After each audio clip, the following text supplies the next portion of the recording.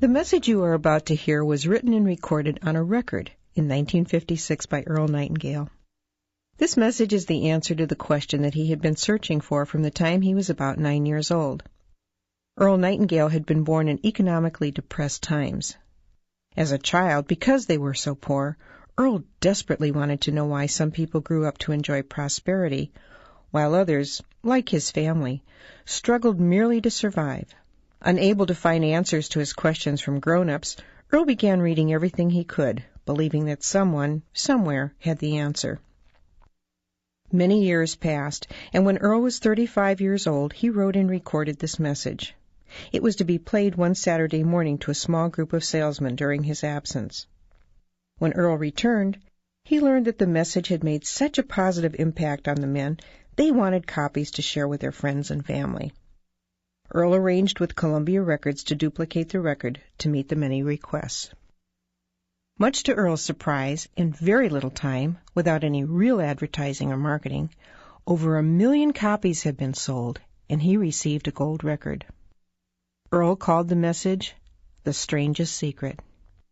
And this single recording was the seedling from which the entire personal development industry grew.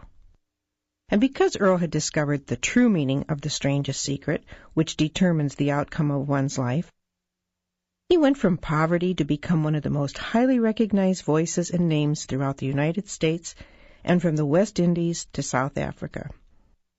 His daily radio program, Our Changing World, was the world's most widely sponsored radio program and was heard daily across the United States, Canada, Mexico, Australia, the Bahamas, Guam, New Zealand, Puerto Rico, the Armed Forces Radio, and 30 countries overseas.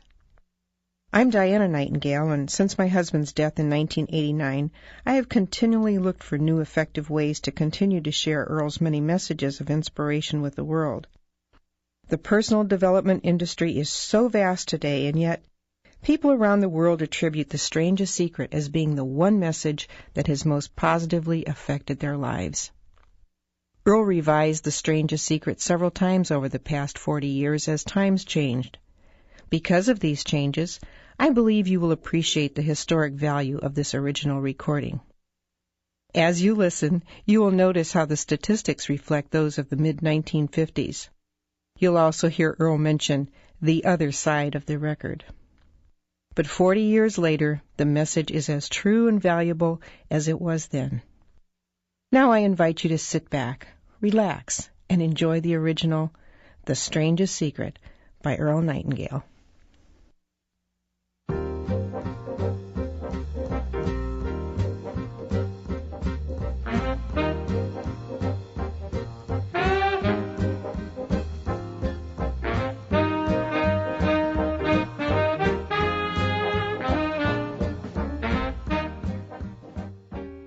I'd like to tell you about the strangest secret in the world. Not long ago, Albert Schweitzer, the great doctor and Nobel Prize winner, was being interviewed in London, and a reporter asked him, "Doctor, what's wrong with men today?" The great doctor was silent a moment, and then he said, "Men simply don't think." And it's about this that I want to talk with you. We live today in a golden age. This is an era that man has looked forward, dreamed of, and worked toward for thousands of years. But since it's here, we pretty well take it for granted. We in America are particularly fortunate to live in the richest land that ever existed on the face of the earth, a land of abundant opportunity for everyone. But do you know what happens? Let's take 100 men who start even at the age of 25. Do you have any idea what will happen to those men by the time they're 65? These 100 men who all start even at the age of 25 believe they're going to be successful. If you asked any one of these men if he wanted to be a success, he'd tell you that he did. And you'd notice that he was eager toward life, that there was a certain sparkle to his eye, an erectness to his carriage, and life seemed like a pretty interesting adventure to him. But by the time they're 65, 1 will be rich, 4 will be financially independent, 5 will still be working, 54 will be broke. Now think a moment. Out of the 100, only 5 make the grade. Why do so many fail? What has happened to the sparkle that was there when they were 25? What's become of the dreams, the hopes, the plans? And why is there such a large disparity between what these men intended to do and what they actually accomplished. When we say about 5% achieve success, we have to define success. And here's the definition. Success is the progressive realization of a worthy ideal. If a man is working toward a predetermined goal and knows where he's going, that man is a success. If he's not doing that, he's a failure. Success is the progressive realization of a worthy ideal. Rollo May, the distinguished psychiatrist, wrote a wonderful book called Man's Search for Himself. And in this book he says, the opposite of courage in our society is not cowardice, it is conformity. And there you have the trouble today. It's conformity. People acting like everyone else, without knowing why, without knowing where they're going. Now think of it. In America right now, there are over 14 million people 65 years of age and over, and about 13 million of these 14 million are broke. They're dependent on someone else for life's necessities. Now, we learn to read by the time we're 7. We learn to make a living by the time we're 25. Usually, by that time, we're not only making a living, we're supporting a family. And yet, by the time we're 65, we haven't learned how to become financially independent in the richest land that has ever been known. Why? We conform.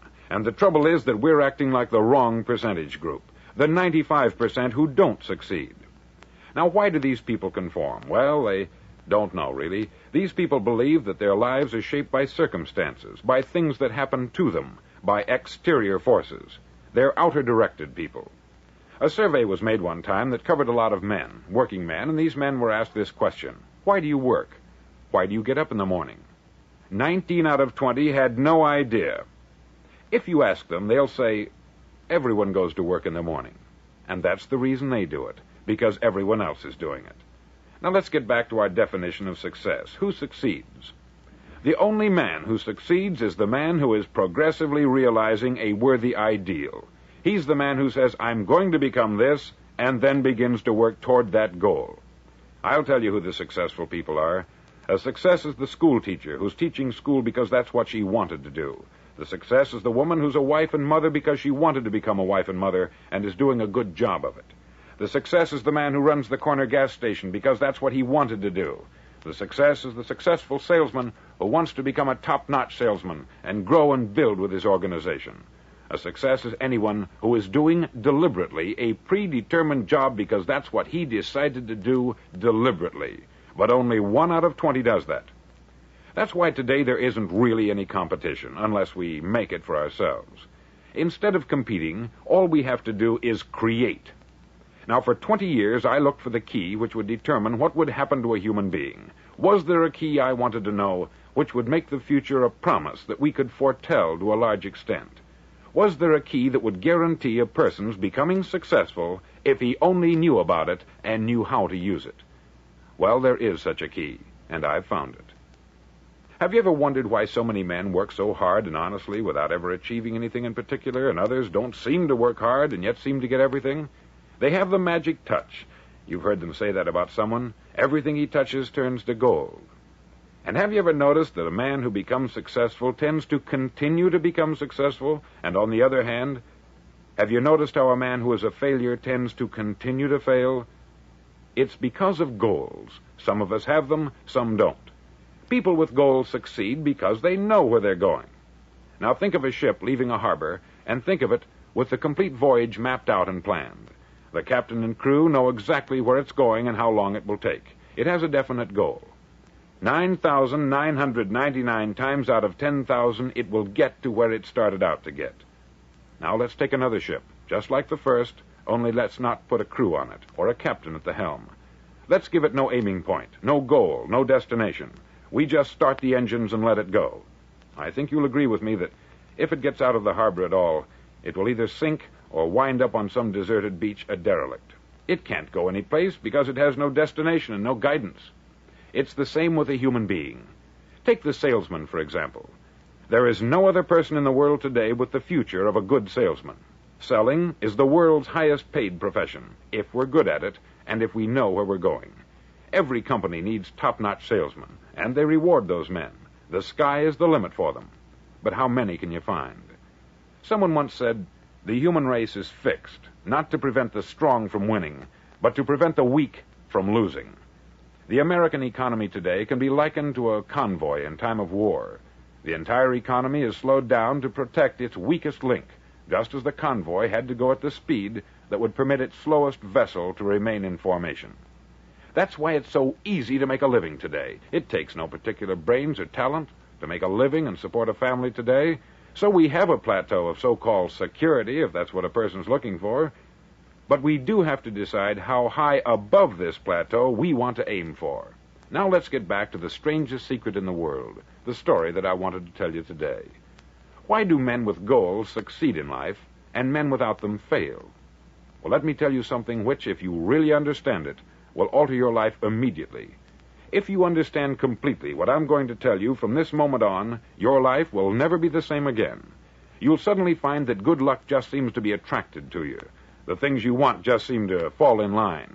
And from now on, you won't have the problems, the worries, the gnawing lump of anxiety that perhaps you've experienced before. Doubt, fear, well, they'll be things of the past.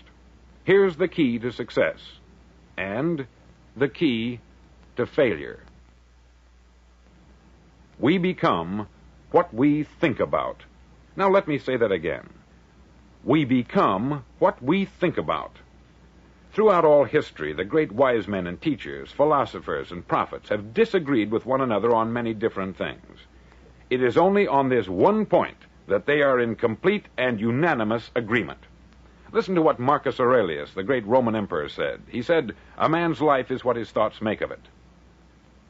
Disraeli said this, "Everything comes if a man will only wait. I have brought myself by long meditation to the conviction that a human being with a settled purpose must accomplish it, and that nothing can resist a will that will stake even existence for its fulfillment." Ralph Waldo Emerson said this, "A man is what he thinks about all day long." William James said, "The greatest discovery of my generation is that human beings can alter their lives by altering their attitudes of mind." And he also said, "We need only in cold blood act as if the thing in question were real, and it will become infallibly real by growing into such a connection with our life that it will become real. It will become so knit with habit and emotion that our interest in it will be those which characterize belief." He also said this, "If you only care enough for a result, you will almost certainly attain it. If you wish to be rich, you will be rich. If you wish to be learned, you will be learned.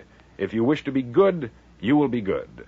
Only you must then really wish these things, and wish them exclusively, and not wish at the same time 100 other incompatible things just as strongly." In the Bible you read, in Mark 9:23, "If thou canst believe, all things are possible to him that believeth."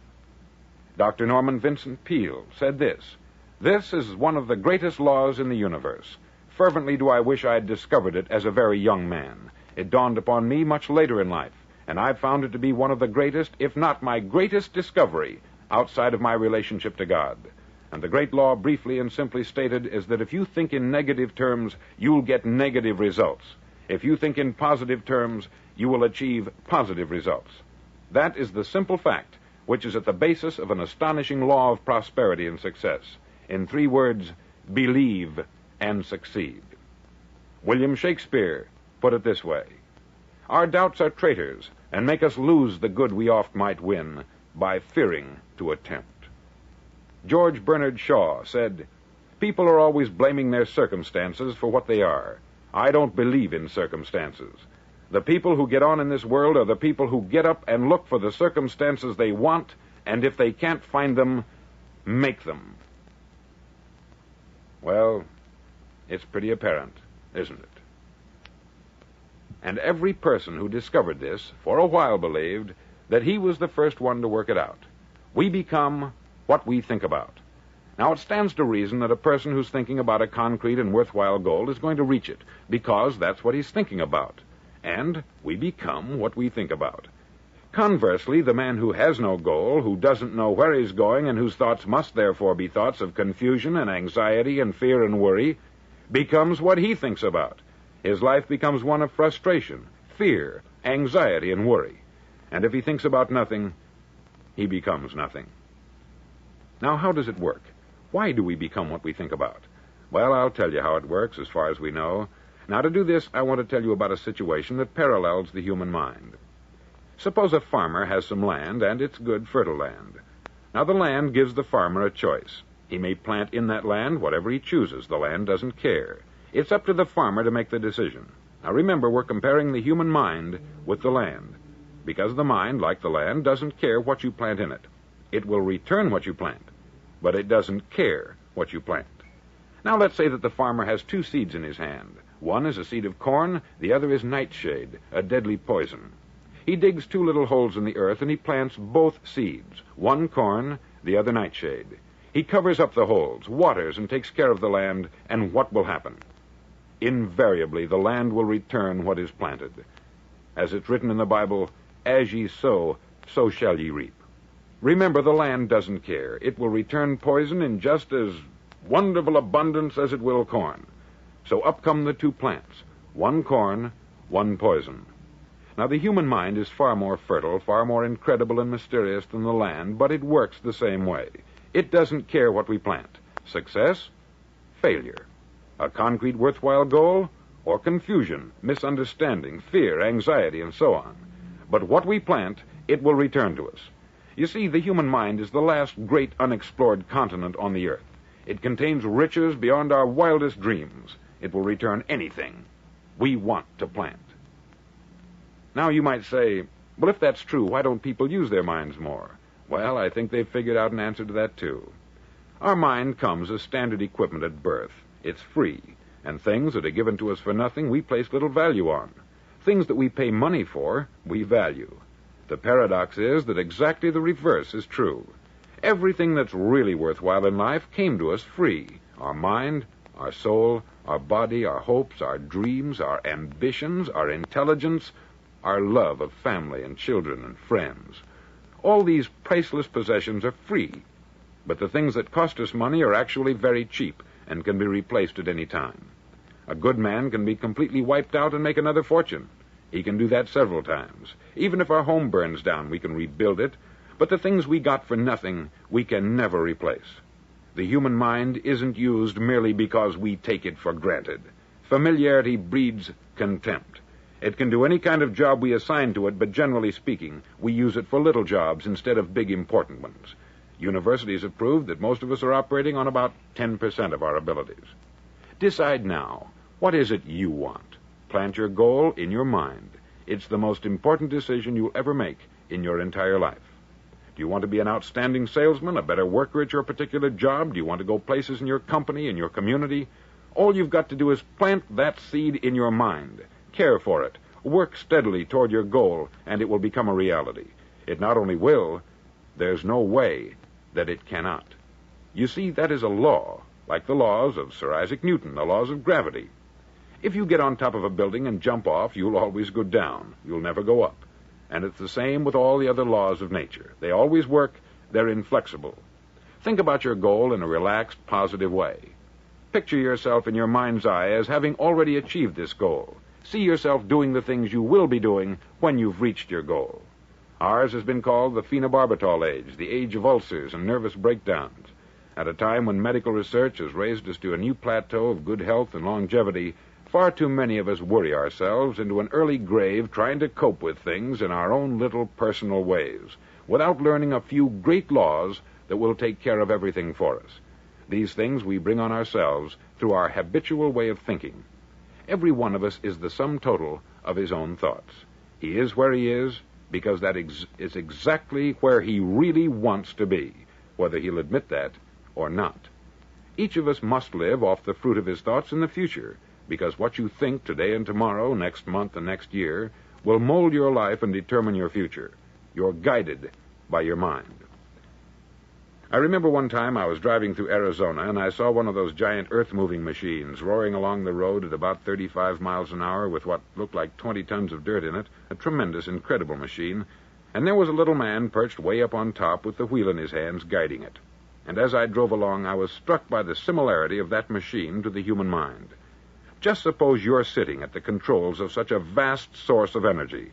Are you going to sit back and fold your arms and let it run itself into a ditch? Or are you going to keep both hands firmly on the wheel and control and direct this power to a specific, worthwhile purpose? It's up to you. You're in the driver's seat. You see, the very law that gives us success is a two-edged sword. We must control our thinking. The same rule that can lead a man to a life of success, wealth, happiness, and all the things he's ever dreamed of for himself and his family, that very same law can lead him into the gutter. It's all in how he uses it, for good or for bad. This is the strangest secret in the world. Now, why do I say it's strange, and why do I call it a secret? Actually, it isn't a secret at all. It was first promulgated by some of the earliest wise men, and it appears again and again throughout the Bible. But very few people have learned it, understand it. That's why it's strange, and why, for some equally strange reason, it virtually remains a secret. I believe that you could go out and walk down the main street of your town and ask one man after another what the secret of success is, and you probably wouldn't run into one man in a month who could tell you. Now, this information is enormously valuable to us if we really understand it and apply it. It's valuable to us not only for our own lives, but the lives of those around us, our family, employees, associates, and friends. Life should be an exciting adventure. It should never be a bore. A man should live fully, be alive. He should be glad to get out of bed in the morning. He should be doing a job he likes to do because he does it well. One time I heard Grove Patterson make a speech, the editor-in-chief of the Toledo Daily Blade, and as he concluded his speech, he said something that I've never forgotten. He said something like this: "My years in the newspaper business have convinced me of several things, among them that people are basically good, and that we came from someplace, and we're going someplace. So we should make our time here an exciting adventure. The architect of the universe didn't build a stairway leading nowhere." And the greatest teacher of all, the carpenter from the plains of Galilee, gave us the secret time and time again. As ye believe, so shall it be done unto you.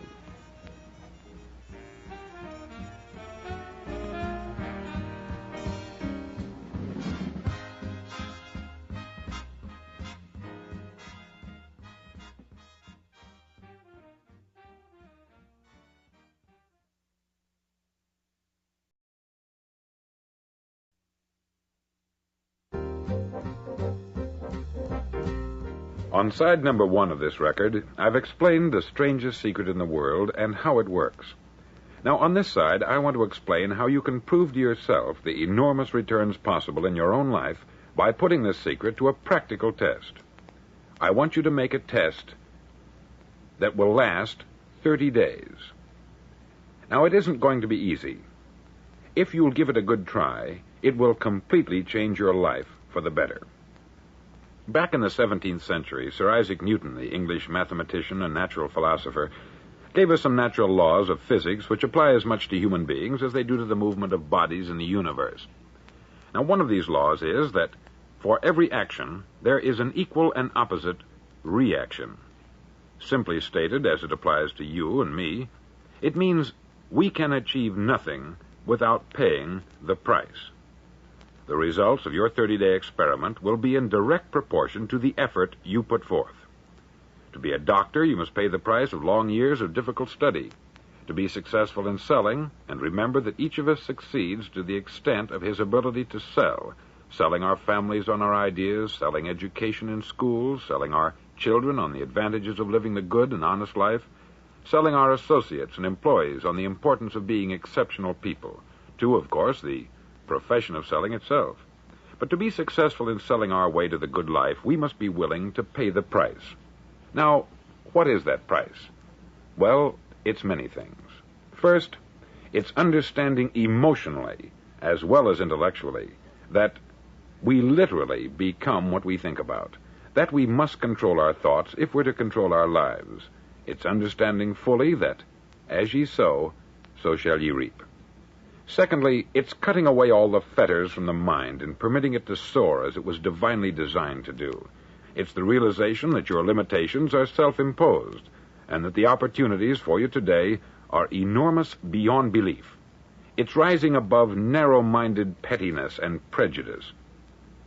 Thirdly, to use all your courage to force yourself to think positively on your own problem, to set a definite and clearly defined goal for yourself, to let your marvelous mind think about your goal from all possible angles, to let your imagination speculate freely upon many different possible solutions, to refuse to believe there are any circumstances sufficiently strong to defeat you in the accomplishment of your purpose, to act promptly and decisively when your course is clear, and to keep constantly aware of the fact that you are, at this moment, standing in the middle of your own acre of diamonds, as Russell Conwell used to point out.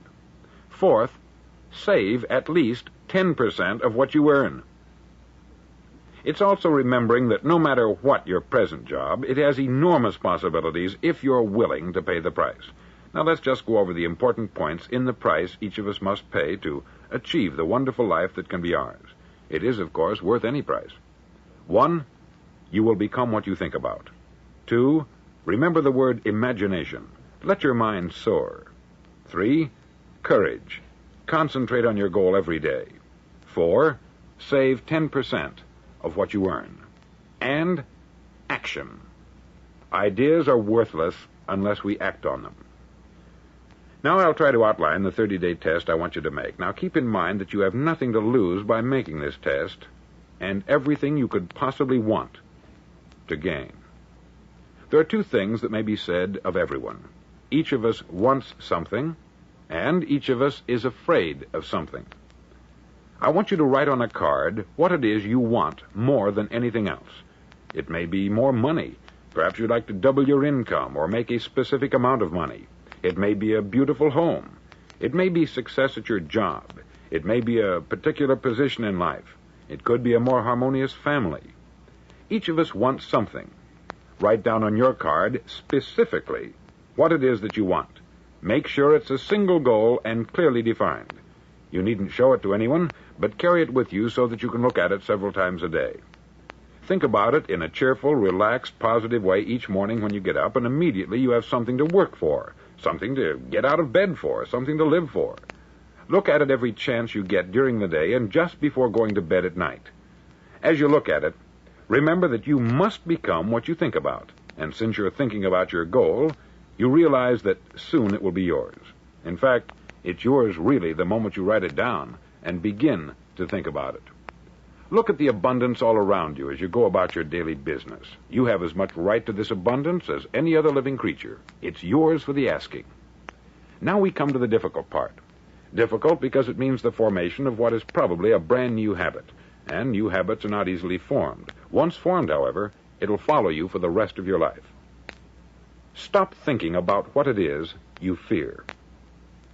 Each time a fearful or negative thought comes into your consciousness, replace it with a mental picture of your positive and worthwhile goal. There will come times when you will feel like giving up. It's easier for a human being to think negatively than positively. That's why only 5% is successful. You must begin now to place yourself in that group. For 30 days, you must take control of your mind. It will think only about what you permit it to think. Each day for this 30-day test, do more than you have to do. In addition to maintaining a cheerful, positive outlook, give of yourself more than you've ever done before. Do this knowing that your returns in life must be in direct proportion to what you give. The moment you decide on a goal to work toward, you're immediately a successful person. You're then in that rare and successful category of people who know where they're going. Out of every 100 people, you belong to the top 5. Don't concern yourself too much with how you're going to achieve your goal. Leave that completely to a power greater than yourself. All you have to do is know where you're going. The answers will come to you of their own accord. Remember these words from the Sermon on the Mount, and remember them well. Keep them constantly before you this month of your test. Ask, and it shall be given you. Seek, and ye shall find. Knock, and it shall be opened unto you. For every one that asketh receiveth, and he that seeketh findeth, and to him that knocketh it shall be opened. It's as marvelous and as simple as that.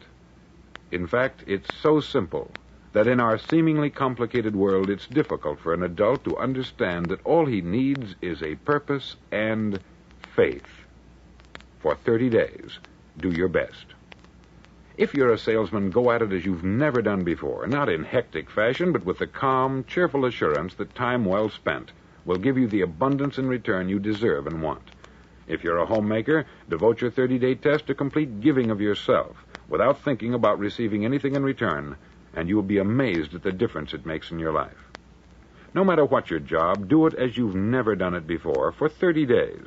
And if you've kept your goal before you every day, you'll wonder and marvel at this new life you've found. Dorothea Brand, outstanding editor and writer, discovered it for herself and tells about it in her fine book, Wake Up and Live. Her entire philosophy is reduced to the words, act as though it were impossible to fail. She made her own test with sincerity and faith, and her entire life was changed to one of overwhelming success.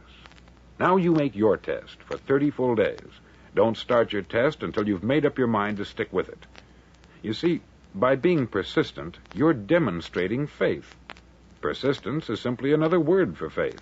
If you didn't have faith, you would never persist. If you should fail during your first 30 days, by that I mean suddenly find yourself overwhelmed by negative thoughts, you've got to start over again from that point and go 30 more days. Gradually, your new habit will form until you find yourself one of that wonderful minority to whom virtually nothing is impossible. Don't forget the card. It's vitally important as you begin this new way of living. On one side of the card, write your goal, whatever it may be. On the other side, write the words we've quoted from the Sermon on the Mount. Ask, and it shall be given you. Seek, and ye shall find. Knock, and it shall be opened unto you. In your spare time during your test period, read books that will help you. Inspirational books like the Bible, Dorothea Brand's Wake Up and Live, The Magic of Believing by Claude Bristol, Think and Grow Rich by Napoleon Hill, and other books that instruct and inspire. Nothing great was ever accomplished without inspiration. See that during these crucial first 30 days, your own inspiration is kept at a peak. Above all, don't worry. Worry brings fear, and fear is crippling.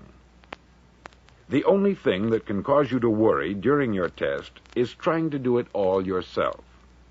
Know that all you have to do is hold your goal before you. Everything else will take care of itself. Remember also to keep calm and cheerful. Calm and cheerful. Don't let petty things annoy you and get you off course. Now, since making this test is difficult, some may say, well, why should I bother? Well, look at the alternative. No one wants to be a failure. No one really wants to be a mediocre individual. No one wants a life constantly filled with worry, fear, and frustration. Therefore, remember that you must reap that which you sow. If you sow negative thoughts, your life will be filled with negative things. If you sow positive thoughts, your life will be cheerful, successful, and positive. Now, gradually, you will have a tendency to forget what you've heard on this record. Play it often. Keep reminding yourself of what you must do to form this new habit. Gather your whole family about and listen to what's been said here at regular intervals. You know, most men will tell you that they want to make money without understanding the law. The only people who make money work in the mint. The rest of us must earn money. This is what causes those who keep looking for something for nothing or a free ride to fail in life. The only way to earn money is by providing people with services or products which are needed and useful. We exchange our product or service for the other man's money. Therefore, the law is that our financial return will be in direct proportion to our service. Success is not the result of making money. Making money is the result of success. And success is in direct proportion to our service. Most people have this law backwards. They believe that you're successful if you earn a lot of money. The truth is that you can only earn money after you're successful. It's like the story of the man who sat in front of the stove and said to it, "Give me heat, and then I'll add the wood." How many men and women do you know, or do you suppose there are today, who take the same attitude toward life? There are millions. We've got to put the fuel in before we can expect heat. Likewise, we've got to be of service first before we can expect money. Don't concern yourself with the money. Be of service. Build, work, dream, create.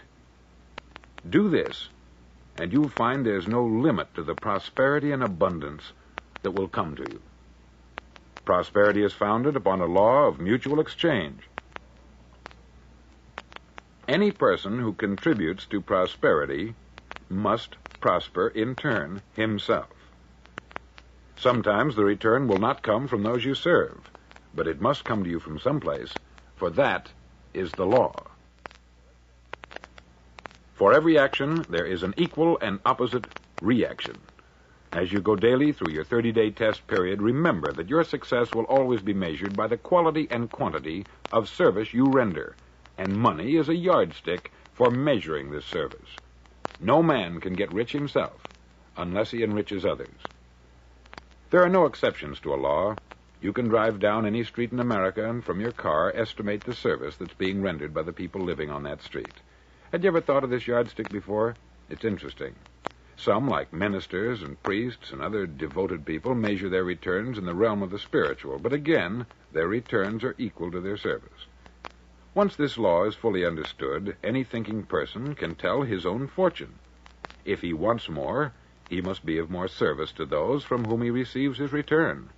If he wants less, he has only to reduce this service. This is the price you must pay for what you want. If you believe you can enrich yourself by deluding others, you can only end by deluding yourself. Just as surely as you breathe, you'll get back what you put out. Don't ever make the mistake of thinking you can avert this. It's impossible.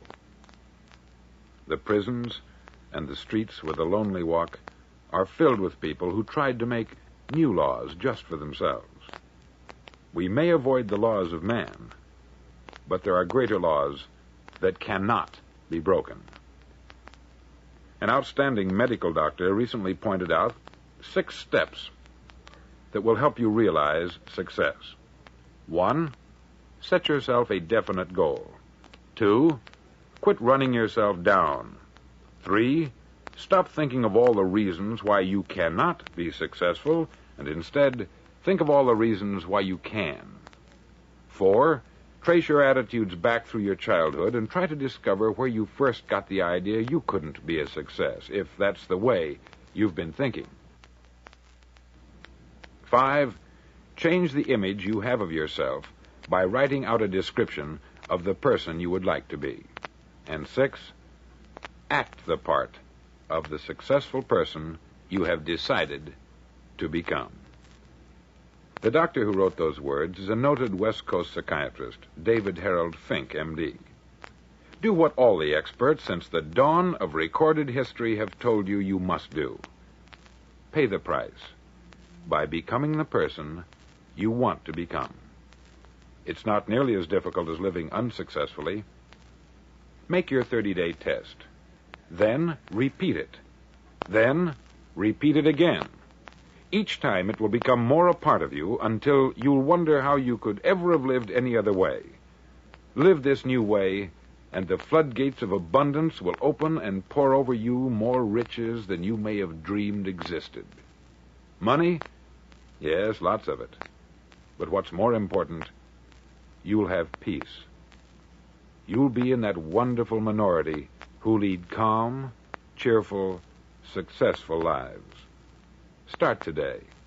You have nothing to lose, but you have a life to win.